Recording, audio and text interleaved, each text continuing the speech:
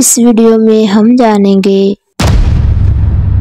حضرت حسین کی شہادت کب اور کیسے ہوئی، کربلا کے میدان میں شہداء کی لاشوں کو کیسے روندا گیا، ابن زیاد کو حضرت زینب نے کیا ایمان کن جوابات دیے۔ جب حضرت حسین رضی اللہ تعالیٰ عنہ بہت زیادہ زخمی ہو گئے، اس کے بعد شمر 10 آدمی ساتھ لے کر حضرت حسین کی طرف بڑھا۔ حضرت حسین شدید پیاس اور اتنے زخموں کے باوجود ان کا دلیرانہ مقابلہ کر رہے تھے، اور جس طرف حضرت حسین بڑھتے یہ بھاگتے نظر آتے تھے۔ اہل تاریخ نے لکھا ہے کہ یہ ایک بے نظیر واقعہ ہے کہ جس شخص کی اولاد اور اہل بیت قتل کر دیے گئے ہیں، اس کے خود شدید زخم لگے ہوئے ہیں، اور وہ پانی کے ایک ایک قطرے سے محروم ہو، اور وہ اس وقت ثابت قدمی سے مقابلہ کر رہا ہے۔ جس طرف رخ کرتا ہے سپاہی بھیڑ بکریوں کی طرح بھاگنے لگتے ہیں۔ شمر نے جب یہ دیکھا کہ حضرت حسین کے قتل کرنے سے ہر شخص بچنا چاہتا ہے تو آواز دی کہ سب یک بارگی حملہ کرو۔ اس پر بہت سے بد نصیب آگے بڑھے، نیزوں اور تلواروں سے یک بارگی حملہ کیا، اور یہ ابن رسول ظالموں کا دلیرانہ مقابلہ کرتے ہوئے شہید ہو گئے۔ شمر نے خولی بن یزید سے کہا کہ ان کا سر کاٹ لو۔ وہ آگے بڑھا مگر ہاتھ کانپ گئے۔ پھر شکی بدبخت سنان بن انس نے یہ کام انجام دیا۔ آپ کی لاش کو دیکھا تو 33 زخم نیزوں کے اور 34 زخم تلواروں کے آپ کے بدن پر تھے۔ تیروں کے زخم ان کے علاوہ تھے۔ حضرت حسین اور عام اہل بیت کے قتل سے فارغ ہو کر یہ ظالم حضرت زین العابدین کی طرف متوجہ ہوئے۔ شمر نے ان کو بھی قتل کرنا چاہا۔ حمید بن مسلم نے کہا، تم بچے کو قتل کرتے ہو، وہ جب کہ مریض بھی ہے۔ پھر شمر نے چھوڑ دیا۔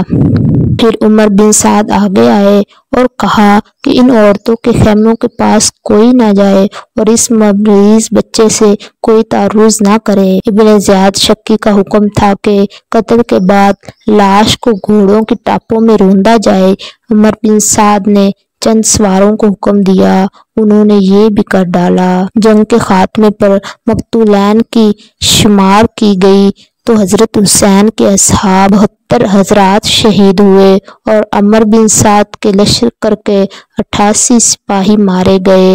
حضرت حسین اور ان کے رفقا کو اہل حاضر نے ایک روز بعد دفن کیا۔ خولی بن یزید اور احمد بن مسلم ان حضرات کے سر لے کر کوفہ روانہ ہوئے اور ابن زیاد کے سامنے پیش کیے۔ ابن زیاد نے لوگوں کو جمع کر کے سب سروں کو سامنے رکھا اور ایک چھڑی سے حضرت حسین کے دہنے مبارک کو چھونے لگا۔ زید بن ارقم سے رہا نہ گیا اور بول اٹھے کہ چھڑی ان متبرک ہونٹوں کے اوپر سے ہٹا لے۔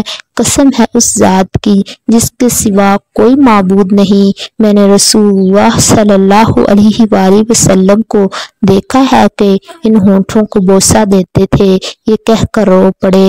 ابن زیاد نے کہا، اگر تم سن رسیدہ بوڑھے نہ ہوتے تو میں تمہاری بھی گردن اڑا دیتا۔ زید بن ارقم یہ کہتے ہوئے باہر آ گئے کہ اے قوم عرب، تو نے سیدۃ النساء فاطمہ کے بیٹے کو قتل کر دیا اور مرجانے کا بیٹے کو اپنا امیر بنا لیا۔ وہ تمہارے اچھے لوگوں کو قتل کرے گا اور شریروں کو غلام بنائے گا۔ تمہیں کیا ہوا کہ اس ذلت پر راضی ہو گئے؟ عمر بن سعد 2 روز کے بعد بقیہ اہل بیت حضرت حسین کی بیٹیوں اور بہنوں اور بچوں کو ساتھ لے کر کوفہ کے لیے نکلے تو حضرت حسین اور ان کے اصحاب کی لاشیں پڑی ہوئی تھی۔ عورتوں بچوں کے سامنے یہ منظر آیا تو کہرام مچ گیا، گویا زمین و آسمان رونے لگے۔ عمر بن سعد نے ان سب اہل بیت کو ابن زیاد کے سامنے پیش کیا تو حضرت حسین کی ہمشیرہ حضرت زینب بہت میلے اور خراب کپڑے پہن کر پہنچی، اور ان کی باندیاں ان کے ارد گرد تھی، اور ایک طرف جا کر خاموش بیٹھ گئی۔ ابن زیاد نے پوچھا، یہ علیحدہ بیٹھنے والی خاتون کون ہے؟ حضرت زینب نے جواب نہ دیا۔ کئی مرتبہ اسی طرح دریافت کیا مگر حضرت زینب خاموش رہی۔ جب کسی لونڈی نے کہا، یہ زینب بنت فاطمہ ہے، ابن زیاد بولا، شکر ہے اللہ کا جس نے تمہیں رسوا کیا اور قتل کیا اور تمہاری بات کو جھوٹا کیا۔ اس پر حضرت زینب کڑک کر بولی، شکر ہے اللہ کا جس نے ہمیں محمد مصطفیٰ کے نسب سے شرف بخشا اور قرآن میں ہمارے پاک ہونے کو بیان کیا، اور رسوا وہ ہوتا ہے جو اللہ کی نافرمانی کرے۔ ابن زیاد نے غصے میں آ کر کہا کہ اللہ نے مجھے تمہارے غیظ سے شفا دی اور تمہارے سرکش کو ہلاک کر دیا۔ حضرت زینب کا دل بھر آیا اور رونے لگی۔ کہا کہ تو نے ہمارے سب چھوٹے بڑوں کو قتل کر دیا ہے، اگر یہی تیری شفا ہے تو اس شفا سمجھ۔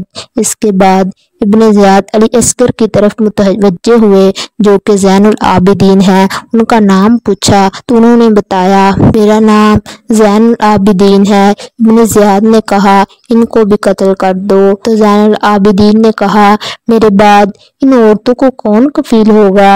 ادھر حضرت زینب ان کی پھوپھی ان کو لپٹ گئی اور کہنے لگی، اے ابن زیاد، کیا ابھی تک ہمارے خون سے تیری پیاس نہیں بجھی؟ تجھے خدا کی قسم دیتی ہوں اگر تو ان کو قتل کرے تو ہم کو بھی ان کے ساتھ قتل کر دے۔ زین العابدین نے فرمایا، اے ابن زیاد، اگر تیرے اور ان عورتوں کے درمیان کوئی قرابت ہے تو ان کے ساتھ کسی صالح متقی مسلمان کو بھیجنا جو اسلام کی تعلیم کے مطابق ان کی رفاقت کرے۔ یہ سن کر ابن زیاد نے کہا، اچھا اس لڑکے کو چھوڑ دو کہ خود اپنی عورتوں کے ساتھ جائے۔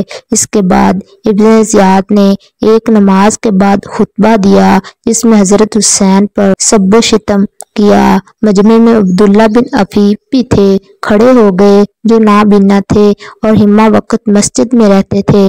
کہا، اے ابن زیاد، تو کذاب بن کذاب ہے، تو انبیاء کی اولاد کو قتل کرتے ہو اور صدیق کی سی باتیں کرتے ہو۔